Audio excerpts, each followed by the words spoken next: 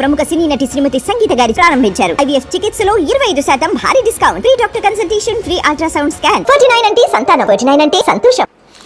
ఏపీలో వరదల పరిస్థితి కాస్త అదుపులోకి వచ్చింది. నీళ్లు వెనక్కి వెళ్ళిపోయినటువంటి ప్రాంతాలలో పారిశుద్ధ్య కార్యక్రమాలు ప్రభుత్వం చేపట్టడం జరిగింది. రాష్ట్రంలోని వివిధ జిల్లాల నుంచి వచ్చినటువంటి ఫైర్ ఇంజన్లు, అదేవిధంగా పారిశుద్ధ్య కార్మికులు ఇళ్లల్లో పేరుకుపోయినటువంటి బురదను తొలగిస్తున్నటువంటి పరిస్థితి, ఇళ్లను మరలా సాధారణ పరిస్థితికి తీసుకువచ్చేదానికి వీరు ప్రయత్నిస్తున్నారు. అయితే దీనికి సంబంధించి సోషల్ మీడియాలో కొంతమంది దుష్ప్రచారం చేస్తూ ఉన్నటువంటి పరిస్థితి. ఒక వ్యక్తి నిన్న ఎక్స్ వేదికగా బురదను తొలగించడానికి వచ్చినటువంటి వాళ్ళు కులము, క్యాస్ట్, పేరు అడిగి చెయ్యటం ఏంట్రా బాబు అని చెప్పి ఒక కంటెంట్ పోస్ట్ చేయడం జరిగింది.